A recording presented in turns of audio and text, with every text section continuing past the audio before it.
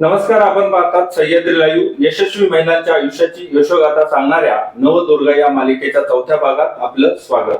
आज अश्विन शुद्ध चतुर्थी, नवरात्र उत्सवाचा चौथा दिवस. दुर्गेचे चौथे रूप म्हणजे कुष्मांडा. देवीची आज पूजा करण्याचा दिवस. नवरात्रीच्या 9 रंगांपैकी आजचा शुभ रंग आहे निळा. निळा रंग शांतता आणि समृद्धीचं प्रतीक. या दिवशी निळा रंग परिधान करून देवीचा आशीर्वाद आणि अतुलनीय आनंदाची प्राप्ती होते. आजची आपली नवदुर्गा आहे अश्विनीताई प्रशांत बेनके. कृषी क्षेत्रात आपलं पदव्युत्तर शिक्षण पूर्ण केल्यानंतर लगेचच म्हणजे 2009 पासून त्या कृषी क्षेत्रात कार्यरत आहेत. भारतीय कृषी अनुसंधान परिषद दिल्ली, भारतीय ऊस प्रजनन संस्था कोईम्बतूर या भारत सरकारच्या संस्थांमध्ये वैज्ञानिक म्हणून त्यांनी काम केलेलं आहे. राजगुरुनगर येथील राष्ट्रीय कांदा लसूण संशोधन केंद्रामध्ये गेली 12 वर्ष त्या शास्त्रज्ञ म्हणून काम पाहत आहेत. नमस्कार, सह्याद्री लाईव्ह मध्ये आपलं स्वागत. नमस्कार. तुम्ही शास्त्रज्ञ आहात कांदा लसूण संशोधन केंद्राच्या. एका शास्त्रज्ञाचं बालपण आणि शालेय जीवन कसं गेलं? मी माझं बालपण हे फलटण तालुक्यातील तरडगाव या गावामध्ये गेलेलं आहे. इयत्ता 10वी पर्यंत मी तरडगाव मधील शाळेमध्ये होते.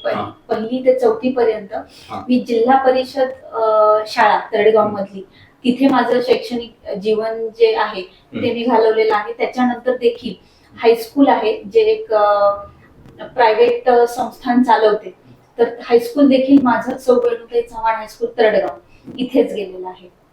म्हणजे प्राथमिक जिल्हा परिषद शाळेत शिकलेली एक मुलगी आज शास्त्रज्ञ आहे हे त्या निमित्तानं नाही का दिसून आलं.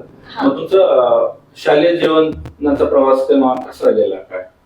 नाही, माझं फॅमिली बॅकग्राऊंड हे एक मध्यमवर्गीय परंतु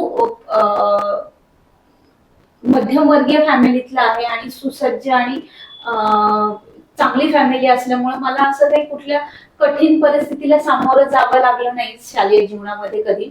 कारण का जेव्हा मी पहिली ऍडमिशन घेतलं त्यावेळी देखील त्या शाळेचे जे मुख्याध्यापक आहेत ते माझे स्वतःचे आजोबा होते. त्याच्यानंतर ते गटविकास अधिकारी म्हणून दुसऱ्या शाळेत गेले, परंतु पहिल्यांदा तिथे आजोबा असल्यामुळे आणि नंतर देखील शाळा हे म्हणजे जवळच होती घराच्या, त्याच्यामुळे घरून जाणं, घरातला डबा खाणं किंवा जास्त अंतर देखील नसल्यामुळे शालेय जीवनामध्ये मला जास्त त्रास नाही घ्यावा लागला. व्यतिरिक्त अभ्यास करणं आणि जे घरातलं बॅकग्राऊंड होतं, आजोबा शिक्षक होते, वडील हे पोस्ट ऑफिस मध्ये पोस्ट मास्टर होते आणि आई देखील सुशिक्षित असल्यामुळे अभ्यास करण्यावर त्यांनी जास्त कल दिला. त्यामुळे अभ्यास करणं याच्या व्यतिरिक्त वेगळं काही त्रास केलेला नाही, म्हणजे झालेला नाहीये किंवा वेगळ्या काही यातना मला सहन कराव्या लागल्या नाही. मग तुमचं 10वी पर्यंत शिक्षण फलटण मध्ये झालं, त्यानंतर मग पुढे कुठे शिकला? नाही, जेव्हा मी 10वीच्या रिझल्ट नंतर बाहेर शिक्षण घेण्यासाठी प्रयत्न केला, बाहेर हॉस्टेलला जाण्यासाठी, परंतु काही मेरिटच्या गोष्टी आल्यामुळे मला ऍडमिशन मिळू शकलं नाही. त्याच्यामुळे आमच्या गावापासून जवळच एक 7 किलोमीटर अंतरावर लोणंद रयत शिक्षण संस्थेचं एक कॉलेज आहे, ज्युनियर कॉलेज. तर तिथं मी ऍडमिशन घेतलं सायन्स फॅकल्टी मध्ये आणि सायन्सने मी 11वी 12वी तिथेच केली. मग त्यावेळेस काय ठरवलं होतं की काय प्री प्लॅन होता तुमचा? नाही, त्यावेळी मी सायन्स मध्ये सायन्स मध्ये ऍडमिशन घेतल्यानंतर माझ्या समोर ऑप्शन असं होतं की मला एक तर डॉक्टर बनायचं होतं, कारण का त्याच वर्षी माझ्या आत्याच्या मुलीचं MBBS झालं होतं. MBBS मध्ये मिरज मध्ये तिने ऍडमिशन घेतलं होतं. त्याच्यामुळे एक इन्स्पिरेशन म्हणून मला एक तो ऑप्शन होता की मी एक तर डॉक्टर बनेल, तेवढा अभ्यास माझ्याकडून झाला तर, अदरवाईज इंजिनिअरिंगला कुठेतरी मी ऍडमिशन घेईल असं फक्त माझ्या डोक्यात होतं. पण मी असं काही ठरवलं नव्हतं की मला कुठं जायचंय. पुढे का? पुढे मग 12वी झाल्यानंतर मला 12वीत 75% मार्क्स मिळाले आणि त्याच्यानंतर मग कुठे जायचं, इंजिनिअरिंगला त्यावेळी डोनेशन वगैरे पण जास्त असायचे आणि मेरिटला ते ऍडमिशन मिळेल का नाही अशी पण गॅरंटी नव्हती. त्याच्यामुळे मग माझ्या वडिलांनी त्यांच्या मित्र परिवारामध्ये काही मित्रांची मुलं हे ऍग्रिकल्चर बॅकग्राऊंडला गेले असल्यामुळं मग त्यांनी मला ते गायडन्स केला वडिलांनी आणि मग आम्ही ऍग्रिकल्चर कॉलेजला ऍडमिशन मिळवण्यासाठीचे जे काही असतात पाठपुरावा केला आणि त्याच्यानुसार आम्ही 1-2 राऊंड अटेंड करून मला कॉलेज ऑफ ऍग्रिकल्चर कोल्हापूर इथं 2003 साली मी ऍडमिशन घेतलं डिग्रीसाठी, BSc ऍग्रिकल्चर साठी. तुमचं BSc कोल्हापूरला झालं हा, आणि MSc अकोल्यात झालं. येस. हे असं कसं, म्हणजे ह्यामधला डिफरन्स काय, म्हणजे काय नाही, फरक? ऍक्च्युली कसं आहे, आपल्या महाराष्ट्रामध्ये कृषी विद्यापीठ ही 4 आहेत. हम्म. त्याच्यामध्ये मी BSc महात्मा फुले कृषी विद्यापीठ अंतर्गत असणारे हे कॉलेज ऑफ ऍग्रिकल्चर कोल्हापूर इथं केलेलं आहे. तर नेहमी ऍग्रिकल्चरला जाणाऱ्या मुलांचा कल हा पुणे कॉलेज हा फर्स्ट राहतो, नंतर कोल्हापूर कॉलेज आणि नंतर बाकीचे कॉलेज. आणि मोस्टली आपण पश्चिम महाराष्ट्रात येत असल्यामुळे विदर्भातले जे कॉलेज आहेत, परभणीचं कॉलेज असेल किंवा मग अकोल्याचं पंजाबराव देशमुख कृषी विद्यापीठ, तिकडे जाण्याचा आपल्या विद्यार्थ्यांचा कल हा नेहमी कमीच असतो, कारण पश्चिम महाराष्ट्रात वातावरणाबरोबर सगळ्या गोष्टींचा तिथे आपल्याला चेंज होतो. त्यामुळे आपण नेहमी पुणे कॉलेज, कोल्हापूर कॉलेज किंवा मग धुळे कॉलेज हे ऑप्शन जास्त पश्चिम महाराष्ट्रातल्या मुलांचे असतात. तर मग BSc झाल्यानंतर BSc मध्ये मला कसं घरचं शेतीचं इतकं बॅकग्राऊंड नव्हतं, तरी देखील मी शेती म्हणजे ऍग्रिकल्चर हा विषय निवडला. पण तिथं गेल्यानंतर ठरवलं की आता जे काय करतोय ते बेस्ट करावं. मग आता कॉलेज ऑफ ऍग्रिकल्चरला आलेलोच आहे, तर इथं जे काय आहे आपला करिक्युलम तो चांगल्या प्रकारे आपण त्याचा अभ्यास करूया असं ठरवलं. पण बरेचसे विषय असे होते जे एकदम शेतीशी निगडीत होते, मला इतका रस येत नव्हता त्याच्यामध्ये. पण काही विषय होते, मग त्याच्यामधलाच एक आहे की जनुकीय शास्त्र, प्लांट जेनेटिक्स आणि ब्रीडिंग हा असा एक विषय होता की मला त्याच्यामध्ये रस होता. आणि माझी एक चुलत बहीण आहे, तिचं पण बॉटनीमध्ये नीट झालं होतं त्यावेळी. अगदी 2% मुलांचं जे पास होतात अशामध्ये ती आली होती. ती मला बऱ्याचदा बॉटनिकल टर्म्स थोड्याशा समजून सांगायची, फोटोसिंथेसिस काय आहे किंवा रेस्पिरेशन कसं आहे प्लांट मध्ये. मला थोडा त्या विषयावर जास्त इंटरेस्ट आल्यामुळे मी तो विषयाचा जरा जास्त अभ्यास करायचे, पुस्तकं रीड करायचे BSc मध्ये असताना. मग असं करताना जेव्हा MSc चा विचार केला त्यावेळी मी ठरवलं की आपण एक ऑल इंडिया एक्झाम असते ICR जे कंडक्ट करतं ASRB थ्रू GRF ची, ती एक्झाम द्यायची. म्हणून मग मी त्या एक्झामचा प्लांट सायन्स हा विषय घेऊन मी त्या एक्झामची तयारी सुरू केली 3rd इयरला. 3rd इयर नंतर 4th इयरला थोडा जास्त अभ्यास केला त्या विषयाचा. लायब्ररीमध्ये 5, 6, 7, 8, 10 तास जेवढा वेळ मिळेल तेवढा वेळ बसून तिथं अभ्यास केला. आणि केल्यानंतर तरी पण कॉम्पिटिशन जास्त होती आणि रिसोर्स मटेरियल कोल्हापूर कॉलेजला त्यावेळी आम्हाला इतकं उपलब्ध झालेलं नाही. तरीही आम्ही अभ्यास करून मग ऑल इंडिया माझी 107 अशी रँक आली होती. आणि मग रँक कळाल्यानंतर असे होप्स होते की कुठलं तरी चांगलं कॉलेज आपल्याला MSc ला भेटू शकतं. तर ह्या अनुषंगानं मग आम्ही 5-6 मैत्रिणींचा ग्रुप होता. आम्ही 5-6 जणींनी दिल्लीला ऍडमिशनला जाण्याचा निर्णय घेतला आणि कोल्हापूरमधूनच दिल्लीचं तिकीट काढलं ट्रेनचं. आणि 5-6 जणींनी, म्हणजे घरातले वगैरे कोणी नव्हते, आम्ही 5-6 जणी ट्रेननं तिथे गेलो. 4-5 दिवसासाठी तिथे राहिलो. काही सिनियर्सची मदतीनं कुठं राहायचं, कसं जायचं हे सगळी माहिती आम्ही आधी घेतली होती. आणि त्याच्यानंतर मग ऍडमिशनला गेल्यानंतर तिथं कळालं की जे काही सो कॉल्ड प्रीमियम इन्स्टिट्यूट आम्ही म्हणतो ऍग्रिकल्चरचे, तर त्या इन्स्टिट्यूट माझ्यासाठी व्याकरण नव्हत्या. आणि असल्या तरी प्लांट सायन्स मधले जे मायनर सब्जेक्ट आहेत, सीड टेक्नॉलॉजी असेल किंवा फिजिओलॉजी असेल, हे सब्जेक्ट होते आणि त्याच्यामध्ये माझा इतकासा रस नव्हता. म्हणून मग विचार केला की प्रीमियम इन्स्टिट्यूट नाही तर महाराष्ट्रातली इन्स्टिट्यूट बघावी, जेणेकरून आपल्याला बाकीच्या गोष्टींचा जास्त कॉम्प्रोमाइज करावं लागणार नाही. म्हणून मग पंजाबराव देशमुख कृषी विद्यापीठ चांगलं कॉलेज आहे असं ऐकलंच होतं. मग तिथलं जेनेटिक्स आणि ब्रीडिंगची फॅकल्टी मला ऍडमिशन मिळत होतं. म्हणून मग मी तिथलं ऍडमिशन MSc ला घेतलं आणि GRF थ्रू मला तिथे पोस्ट ग्रॅज्युएशनसाठी MSc in genetics and plant breeding इथे मी ऍडमिशन तिथे घेतलं. आणि त्याच्यानंतर मी अकोल्याला गेले. तुम्ही अकोल्यात MSc केली, अकोल्यातलं एकंदरीत कॉलेज जीवन कसं होतं तुमचं? ऍक्च्युली BSc च्या कम्पॅरिझन जर केलं तर BSc ला असताना ते एक कॉलेज होतं जिथं फक्त BSc करणारी मुलं होती. पण अकोला ही युनिव्हर्सिटी होती, तिथे BSc MSc त्याच्याच बरोबर PhD करणारे देखील विद्यार्थी होते. त्याच्यामुळे तिथला अनुभव हा एक माझ्या ज्या शैक्षणिक वाटचाल आहे करिअरची त्याला एक कलाटणी देणारा ठरला. कारण का तिथं गेल्यानंतर कळालं की बाबा बीएससी झाल्यानंतर काय काय ऑप्शन असतात, किंवा तुम्ही पीएचडी करता कशासाठी करता, किंवा एमएससी नंतर ऍग्रिकल्चर रिसर्च सर्व्हिस ही एक ब्रांच आहे ज्याच्यामध्ये आपण सायंटिस्ट बनू शकतो, किंवा करिअरच्या ज्या काय वाटचाली बाकीच्या मुलांनी निवडल्या, बँकिंग क्षेत्र आहे, म्हणजे कसे ऑप्शन आहेत आणि कशाची तयारी आपण बीएससी पासून करू शकतो हे मला तिथं गेल्यावर कळालं. त्याचबरोबर मी एमएससीत असताना कॅस्टर वर काम केलं. तर तिथं कॅस्टरच्या जवळजवळ 46 जाती होत्या की ज्याच्यामध्ये ऑइलचं पर्सेंटेज किती आहे आणि त्याचं बिहेवियर कसं आहे. बाहेरच्या काही जाती होत्या, काही महाराष्ट्रातल्या, काही बाहेरच्या राज्यातल्या. मग एकंदर त्याच्यावर मी काम केलं. त्याच्यामुळे मला फील्ड ट्रायल्स, एक्सपेरिमेंट ट्रायल्स कशा घ्यायच्या ते पण कळालं. त्याच्याच बरोबर करिअरमध्ये कुठले ऑप्शन्स कसे घ्यावेत, किती अभ्यास करतात मुलं आणि पीएचडी करतात, किंवा पीएचडीच्या काय काय ब्रांचेस आहेत. तर ही सगळा जो आपण म्हणू शकतो एक मोठा स्कोप जो आहे ऍग्रिकल्चरला, कशा कुठल्या क्षेत्रामध्ये आहे आणि आपण पुढे काय करू शकतो, ह्या सगळ्याचा जो आवाका आहे ना मला तिथं गेल्यानंतर कळाला. मग एमएससी नंतर काय पुढे? नाही, मग तिथं गेल्यानंतर मला कळालं होतं की तुम्ही एकतर माझा जे फील्ड आहे त्याच्यामध्ये रिसर्चमध्ये इंडियामध्ये खूप स्कोप आहे, पण मोस्टली गव्हर्नमेंट पेक्षा प्रायव्हेट ऑर्गनायझेशन खूप जास्त आहेत. त्याच्यामुळे मग मला असं वाटलं की आपण एखाद्या मल्टीनॅशनल कंपनीमध्ये जिथे ब्रीडरची फार गरज असते आणि खूप सारे व्हेजिटेबल क्रॉप्स असतील किंवा सिरियल्स क्रॉप्स मध्ये मल्टीनॅशनल कंपन्या खूप काही काम करतात, तर मग आपण तशा ठिकाणी जॉब करावा एमएससी नंतर, असं माझं एक विजन तिथे तयार झालं होतं.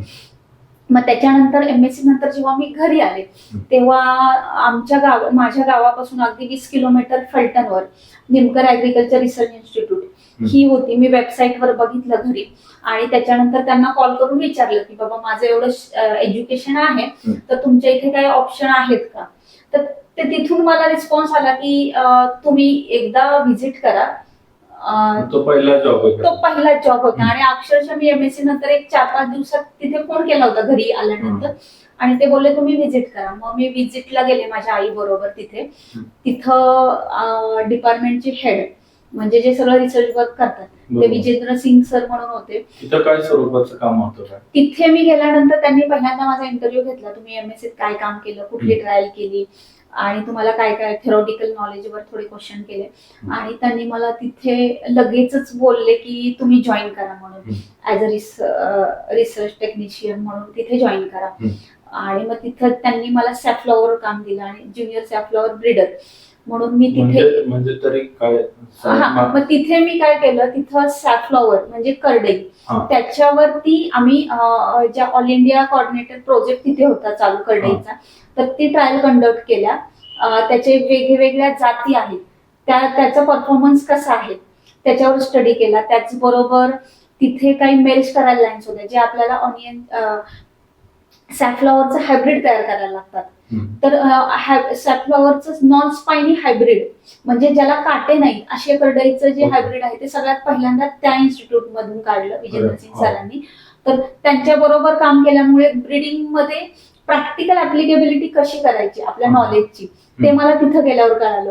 कारण का त्यांनी ते हायब्रिड तयार केलं होतं. मग त्याच्या मेल्स करायला लाईन्स त्या मेंटेन कशा करायच्या आणि त्याच्याबरोबर त्याच्यामध्ये थोडं जेनेटिक्सचा पार्ट असा की पॉलिप्लॉइड्स म्हणजे त्याचे जिनोम डबल असतात, ट्रिपल असतात. मग अशा काही लाईन्स होत्या त्या मेंटेन कशा करायच्या. म्हणजे थोडक्यात जेनेटिक्सचं जे मी थेरॉटिकल नॉलेज घेतलं होतं ब्रीडिंगचं ते कसं अप्लाय करायचं आणि नवीन नवीन व्हरायटीज जाती कशा तयार करू शकतो आपण एखाद्या क्रॉपमध्ये, त्याचं प्रॅक्टिकल नॉलेज मला सगळं तिथं मिळालं. फलटणच्या करडई संशोधन केंद्रात तुम्ही करडईवर संशोधन केलं. ह्या जॉब मध्ये तुम्ही समाधानी होता की नाही? एक एक्सपिरियन्स म्हणून तो जॉब खूप छान होता, पण नंतर मला असं लक्षात आलं की आपण एमएससी करून इथे चालणार नाही. तुम्हाला पुढे काहीतरी शिकलं पाहिजे आणि तुम्हाला काहीतरी वेगळं दिलं तरच तुम्ही एखाद्या चांगल्या ठिकाणी चांगल्या पोझिशनला कंपनी असेल किंवा गव्हर्नमेंट ऑर्गनायझेशन असेल तिथं काम करू शकता. म्हणून मग मी ठरवलं की तेवढ्यामध्ये ऍग्रिकल्चर रिसर्च सर्व्हिसेसची ऍड आली होती सायंटिस्टची.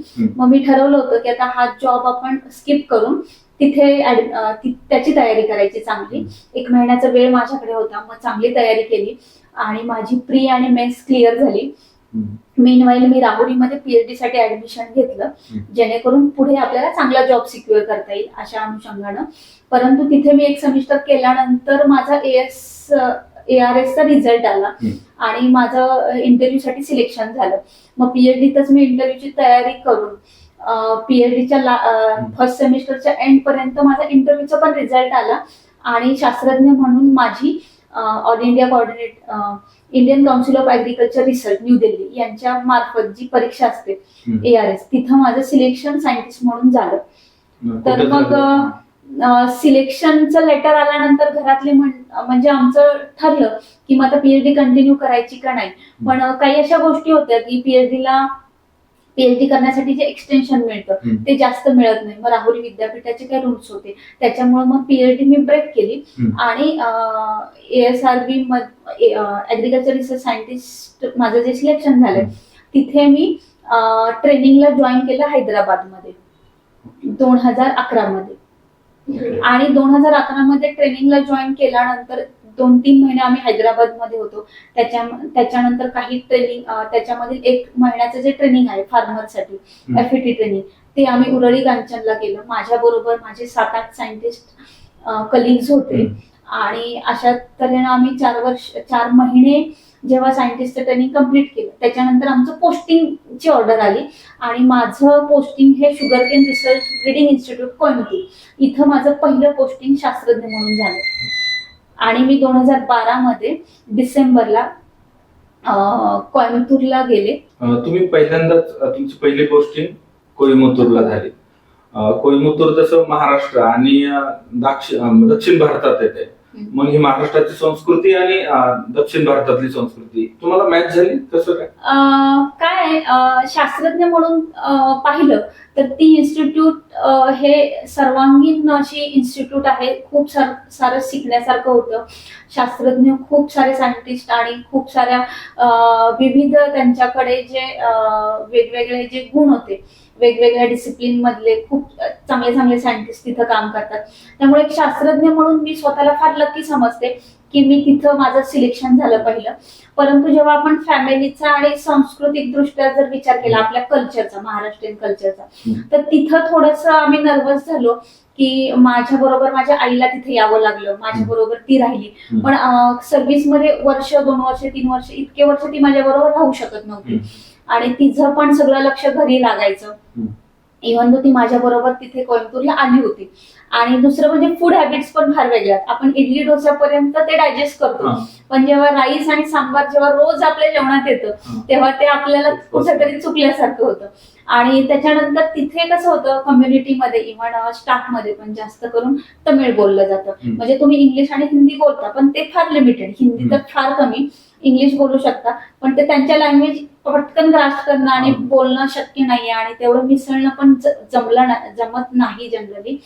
तर ते मला पण जमलं नाही आणि मला तिथे थोडं अवघडल्यासारखं व्हायचं. बाकी सायन्स म्हणून खूप छान होतं. मला खूप दिवस म्हणजे ऍटलिस्ट 1-2 वर्ष राहण्याची इच्छा होती. पण झालं असं की मीनवाईल आम्हाला काही अपॉर्च्युनिटीज अशा मिळाल्या की ज्याच्यामध्ये आम्ही आमचं रिक्वेस्ट करून ट्रान्सफर घेऊ शकतो. तर त्याच्या मार्फत मी रिक्वेस्ट केली आमच्या मेन हेडक्वार्टरला की मला हे 2-3 ऑप्शन्स दिले मी, ज्याच्यामध्ये प्लांट जेनेटिक्स हा विषय असेल अशा इन्स्टिट्यूटचा ऑप्शन दिला आणि मी तसं लेटर दिलं. आणि म्हणजे फॉर्च्युनेट मी समजते की मी जेव्हा इकडे आले होते, थोड्या घरी एक फॅमिली प्रोग्राम होता, मीनवाईल मला ते लेटर मिळालं. म्हणजे जॉईनिंग नंतर अगदी 5-6 महिन्यानंतर मला एक लेटर मिळालं की तुमचं transfer directorate of onion and garlic इथं झालेली आहे. तोपर्यंत मला ही इन्स्टिट्यूट इतकीशी माहीत नव्हती, राजगुरुनगरची. तर तिथे मला जॉईनिंग लेटर मिळालं आणि मग मी एक 5-6 दिवसामध्ये तिथे जाऊन विड्रॉ करून इकडे जॉईनिंग केलं डायरेक्टरेट ऑफ ऑनियन अँड गार्लिकला. तुमचं बालपण, शालेय शिक्षण फलटणला गेलं, त्यानंतर कोल्हापूरला तुमचं कॉलेज झालं, BSc झालं, अकोल्याला MSc झालं, नंतर पहिला जॉब परत फलटण आणि पुन्हा कोइंबतूरला पहिली तुमची पोस्टिंग झाली. मग राजगुरुनगरच्या कामगार संशोधन केंद्रात तुमची त्यानंतर बदली झाली. तेव्हा तुमचं जीवन स्थिर झालं का एवढ्या सगळ्या ओढताणीतून असं वाटतं? म्हणजे पहिले काही 1-2 वर्ष थोडे ओढाताणीचे गेले इथं राजगुरुनगरला आल्यानंतर. कारण का सिस्टीम मध्ये आमच्या नक्की कसं चालतं सिस्टीम, सायन्स मध्ये पण कसा रिसर्च चालतो, कशा काही गोष्टी, फक्त सायन्स मध्ये तुम्ही जे थेरॉटिकल शिकता ते नसतं, पण काही अकॅडमिक गोष्टी पण येतात, काही गोष्टी कशा कंडक्ट करायच्या, काही गोष्टी म्हणजे खूप काही गोष्टी असतात, परचेसच्या ऍक्टिव्हिटी आहेत किंवा इस्टॅब्लिशमेंट मधल्या काही गोष्टी असतात. तर या सगळ्या शिकण्यामध्ये 1-2 वर्ष गेले. आणि त्याचबरोबर मला त्याच्या एक पहिल्या वर्षानंतर कांदा लसूण संशोधन केंद्रामध्ये पूर्ण लसणावर जे काही संशोधन चालतं त्याचा एक चार्ज मला मिळाला. त्याच्यामुळे मग जबाबदारी देखील वाढली. तर लसणाच्या जवळजवळ 700 वेगळ्या जाती माझ्याकडे त्या प्रोजेक्टनुसार दुसऱ्या वर्षी माझ्याकडे संशोधनासाठी आल्या. त्याच्याबरोबर टिश्यू कल्चर लॅबोरेटरी देखील मी हँडल करू लागले. तर मग पहिले 2 वर्ष ऑफिस मधल्या बऱ्याचशा गोष्टी शिकण्यात गेल्या. परंतु त्याच्यानंतर घरी असं थोडस लग्नाविषयी, कांदे पोह्यांविषयी थोडीशी चर्चा होऊ लागली. आणि मीनवाईल माझे BSc चे वर्गमित्र प्रशांत बेनिके त्यांच्याबद्दल थोडस बोलण्यात आलं आणि मला त्यांचा स्वभाव एकतर आवडल्यामुळे त्याच्यानंतर मग आम्ही थोडस फॅमिलीला सपोर्ट घेऊन लग्नाकडे वळालो. आमच्या घरातल्यांना पण मान्य झालं, त्यांच्याही घरातल्यांच्या दोन्हींची संमती घेऊन आम्ही साखरपुडा आणि त्याच्याच बरोबर नंतर लग्न असा हा प्रवास 2014 मध्ये आमचं लग्न झालं. आणि म्हणजे माझं सासर हे ओझर गणपतीचं असल्यामुळे राजगुरुनगरचं पोस्टिंग हे आता खूप फायदेशीर झालं, जे की माझ्या माहेरच्या दृष्टीनं थोडस दूर होतं.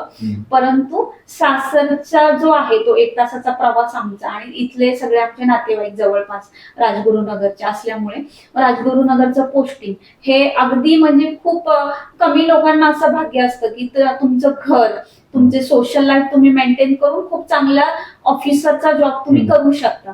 तर हे राजगुरुनगर संस्थांमुळे माझ्यासाठी झालं आणि मी स्वतःला फार भाग्यवान समजते यासाठी. कारण का पूर्ण आमच्या सायंटिस्ट कम्युनिटीमध्ये असं खूप कमी लोकांकडे आहे की ते त्यांच्या पॅशनेट जॉब पण करू शकतात, त्याच्याबरोबर ते त्यांचं फॅमिली लाईफ मेंटेन करू शकतात. श्री म्हटलं की संसाराला घर संसार कुटुंब सांभाळून नोकरी सांभाळायची असते.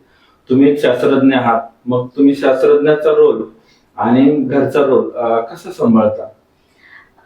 ती तारेवरची कसरत आहे आणि ती तात्पुरती नाहीये, ती कायमची आहे. त्याच्यामुळे आपण एकदा हे समजून घेतलं आपल्या मनाला की हे मला करायचंच आहे आणि मला फॅमिली पासून वेगळं होऊन फक्त करिअर करायचं किंवा करिअर करायचं आणि फॅमिलीला दुर्लक्ष करायचं असं काही करायचं नाही. आपण हे जेव्हा आपल्या मनाला ठरवतो तेव्हा आपोआपच हा समतोल आपल्याकडून होऊन जातो.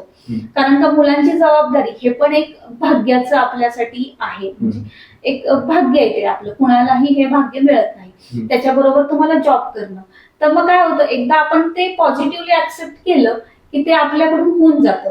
आणि त्याच्यातूनच मी आता गेली 12 वर्ष झालं कांदा व लसूण संशोधन केंद्रामध्ये काम करते. आमच्या फॅमिलीमधून मला भरपूर सपोर्ट आहे. आई वडील हे नेहमीच माझ्यासाठी इन्स्पिरेशन राहिले आहेत. त्यामुळं कष्ट करणे, हार्डवर्क करणे याला मला ऑप्शन पाहावा असं कधीच वाटत नाही. ते केलंच पाहिजे आणि करावंच पाहिजे असंही माझ्या मुलांना, आता माझी मुलगी 2nd स्टँडर्डला, तर तिलाही मी ते शिकवते की तुम्ही एखाद्या गोष्टीकडे ऑब्स्टॅकल म्हणून नका बघू किंवा हे का करतोय आपण किंवा ह्यानं आपल्याला फार ओव्हरलोड होतं असं नाही करायचं. ते खूप चांगल्या पद्धतीनं करायचं. पॉझिटिव्हली पाहिलं तुम्हाला तर काहीच प्रॉब्लेम येत नाही. आणि याच्यातूनच मी आता मग मला माझी PhD जी मिस झाली होती ती कम्प्लीट करायची होती, म्हणून मग त्या दृष्टीने मी थोडा प्रयत्न चालू केला. मला बाहेर PhD करायची होती फॉरेन मध्ये, पण आमचे जे निदेशक आहेत, डायरेक्टर आहेत, त्यांचा थोडासा जेव्हा मी त्यांच्याशी काउन्सिलिंग केलं थोडक्यात, तर ते बोलले आता सगळं इस्टॅब्लिश आहे, बाहेर जाऊन 3 वर्ष थोडंसं डिस्टर्ब फॅमिली करण्यापेक्षा तुम्ही PhD पेक्षा जास्त वेगळं वर्क इथं करताच आहे, बरोबर, फक्त तुम्हाला त्या डिग्री सर्टिफिकेट पाहिजे, म्हणून मग इथे जवळपास करा. मग मी आता सध्या पुणे युनिव्हर्सिटी मधील बॉटनी डिपार्टमेंटला डॉक्टर मोकाट सर आहेत, जे regional cum facilitating centre for medicinal plant western रिजनचं सांभाळतात. महाराष्ट्र, गोवा आणि गुजरात ह्या 3 रिजनचं. त्यांच्या अंडर मी पीएचडी करते, ज्याच्यामध्ये कांदावर्गीय वेगवेगळ्या ज्या जाती आहेत, जवळजवळ 10-15 जाती आहेत, त्याच्यामध्ये मेडिसिनल इम्पॉर्टंट कुठले कंपाऊंड आहेत त्याचा शोध आम्ही या पीएचडी मध्ये घेत आहे. प्रत्येक शेतकऱ्याला उत्सुकता असते की ह्या पुणा नाशिक हायवेच्या अलगद असलेल्या राष्ट्रीय कांदा लसूण संशोधन केंद्रात नक्की काय काम चालतं, आणि तुम्ही 12 वर्ष तिथे संशोधन करताय, तर तुम्ही कुठल्या स्वरूपाचं संशोधन करताय?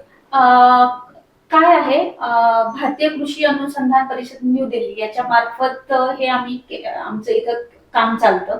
तर आम्ही इथं कांदा लसूण आणि कांदावर्गीय विविध ज्या जाती आहेत त्याच्यावर काम करतो. आमचे काय मॅन्डेट्स आहेत. अशा प्रकारे भारतीय कृषी अनुसंधान परिषदेअंतर्गत काम करणाऱ्या अजून संस्था आहेत. मांजरीमध्ये जसं द्राक्षवर काम चालतं, अशा महाराष्ट्रात आणि महाराष्ट्राबाहेर अजून संस्था आहेत. त्यातली ही एक संस्था आहे. तर आमच्या इथे लसणाच्या आणि कांद्याच्या सुधारित जाती तयार करण्याचं काम चालतं. आमच्या इन्स्टिट्यूटमध्ये आतापर्यंत 10 कांद्याच्या जाती तयार केलेल्या आहेत, 2 लसणाच्या जाती तयार केल्या आहेत, ज्याच्यामुळे जवळजवळ महाराष्ट्र, त्याच्याबरोबर बाहेरचे गुजरात आहे, कर्नाटक आहे, मध्य प्रदेश आहे, राजस्थान आहे, या राज्यामधील शेतकऱ्यांना त्याचा खूप फायदा झालेला आहे. आणि आपल्या एकूणच आपल्या जगाची, आपल्या देशाची कांद्याची उत्पादकता आणि उत्पादन देखील वाढलेलं आहे. तर अशा प्रकारे काम चालतं, जिथे आपण कांद्यावर येणारे रोग आहेत, कीटक आहेत, याचा बंदोबस्त कसा करायचा, त्याच्याच बरोबर कांदा आणि लसणामध्ये प्रोसेसिंग काय काय करू शकता, कांदा आणि लसणाच्या विविध जाती तुम्ही काय करू शकता, तर याचे सगळ्याची इम्प्रुव्हमेंट म्हणजे सुधारित जाती, सुधारित टेक्नॉलॉजी, सुधारित पद्धती काय काय आहेत, जेणेकरून शेतकऱ्यांचा लॉस कमी होईल आणि त्यांना जास्तीत जास्त उत्पादन मिळेल, जास्तीत जास्त बेनिफिट होईल, अशा टेक्नॉलॉजी आपण किती आणू शकतो, या सगळ्यांवर आमचा अभ्यास चालतो. आमच्या वेबसाईटला कुठल्याही कृषी बंधूंनी व्हिजिट जर केली तर तिथे आम्ही पूर्ण सविस्तर माहिती दिली आहे की कांद्याची लागवड कशी करायची, लसणाची लागवड कशी करायची. छोट्या छोट्या गोष्टी आहेत, पण टेक्नॉलॉजीमध्ये त्याचा फार मोठा वाटा आहे. जसं कांद्याचं ड्रिप इरिगेशनचं जी सुरुवात आमच्या केंद्राने मागच्या 10 वर्षापूर्वी केली, त्याचा पूर्ण फायदा हा आपल्या अख्ख्या देशाने घेतला आहे. खरीपचा जो कांदा आहे त्याच्यामुळे आपल्या पूर्ण कांद्याच्या प्रोडक्शन मध्ये खूप मोठा बदल झाला आहे देशाच्या. तर अशा विविध टेक्नॉलॉजी आमच्या इन्स्टिट्यूटनं दिलेल्या आहेत. आणि माझ्या कामाविषयी विचारलं तर लसणामधील जवळजवळ मगाशी सांगितलं मी 700 वेगळ्या जाती ज्या आहेत त्या माझ्याकडे आहेत. पूर्ण भारतातून आणि बाहेरून आपण त्या कलेक्ट केलेल्या आहेत. तर त्याच्यामध्ये लसणामध्ये फुल येत नाही, तर लसणामध्ये आपण कसं व्हेरिएशन क्रिएट करू शकतो आणि वेगळ्या जाती कशा करू शकतो याच्यावर आम्ही काम करतो. आता सध्या आमच्या इन्स्टिट्यूटमध्ये माझ्या कामामार्फत आम्ही जवळजवळ 5 ते 6 जाती ह्या देशभरातील 27 सेंटरवर आपण त्याचा ट्रायल घेत आहे. त्याची नावं आपण जेव्हा ती व्हरायटी म्हणून रिलीज होते तेव्हा त्याला नाव मिळतं. आता ती एक एंट्री असते.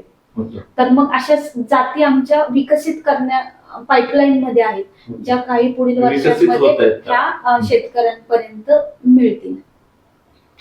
आपला भाग कांदा लसूण आपल्या शेतकरी पिकवतो, तर आपल्या स्थानिक शेतकऱ्यांना त्याचा काय फायदा होईल किंवा त्यांना काय सांगाल की? नाही, स्थानिक शेतकऱ्यांना मी एवढंच सांगेल की आपल्या महाराष्ट्रामध्ये रब्बीमध्ये म्हणजे पूर्ण देशाचा जर विचार केला तर महाराष्ट्र हे नंबर 1 वर आहे. ऑलमोस्ट नंबर 1 नंबर 2 मध्ये. लसूण मध्ये थोडासा नंबर थोडा कमी आहे, पण कांद्याचा मेजर पार्ट हा महाराष्ट्रामध्ये केला जातो. त्याच्यामुळे आमच्या संस्थेनं ज्या विकसित केलेल्या जाती आहेत त्या वेगवेगळ्या जाती आपल्या शेतकऱ्यांनी लावणं फार गरजेचं आहे. कारण का जेव्हा तुम्ही एकसारखा वाण लावता तेव्हा तुमचं प्रोडक्शन कुठेतरी कमी पडतं. तर पहिला मुद्दा म्हणजे सुधारित आणि शुद्ध कांद्याचं बी वापरणं शेतकऱ्यांनी, ते फार गरजेचं आहे. त्याच्याबरोबर त्याचे कीड आहे आणि रोगाचं व्यवस्थापन कसं करायचं, कुठले स्प्रे कधी घ्यायचे, काय कसं करायचं, तर त्याच्याविषयी देखील आमच्या संस्थेमार्फत ट्रेनिंग दिलं जातं. किंवा तुम्ही व्हिजिटला आलात तरी पण तुम्हाला माहितीही दिली जाते. त्याच्याबरोबर जर तुमच्याकडे प्रोडक्शन जास्त आहे तर तुम्ही त्याचं प्रोसेसिंग कसं करू शकता, प्रोसेसिंगचे काय प्रकार आहेत, त्याच्यासाठी आमच्या सेंटरमध्ये एक इन्क्युबेशन सेंटर आहे. जर तुम्हाला त्याच्यामध्ये बिझनेस करायचा आहे कांद्याच्या सीडमध्ये किंवा कांद्याच्या प्रोसेसिंग मध्ये किंवा एक्सपोर्ट मध्ये, तर त्याच्याविषयीची सगळी माहिती आमच्या संस्थेमध्ये ऍग्रिकल्चर बिझनेस इन्क्युबेशन सेंटर जे आहे त्याच्या मार्फत दिली जाते. तर शेतकऱ्यांना काहीही माहिती मिळाली पाहिजे असेल तर एक तर वेबसाईटला व्हिजिट द्या, नाही तर डायरेक्ट सेंटरला आले तरी पण देखील चालेल. तर या होत्या राजगुरुनगर येथील राष्ट्रीय कांदा लसूण संशोधन केंद्रातील शास्त्रज्ञ अश्विनीताई प्रशांत बेनके. कृषी क्षेत्रात 2009 पासून त्या कार्यरत आहेत. मुलगी, पत्नी, सून आणि आई अशा सगळ्या जबाबदाऱ्या सांभाळत त्यांची ही संशोधन क्षेत्रातील घोडदौड अशीच सुरू आहे. त्यांच्या कार्याला सह्याद्री लाईव्हचा सलाम.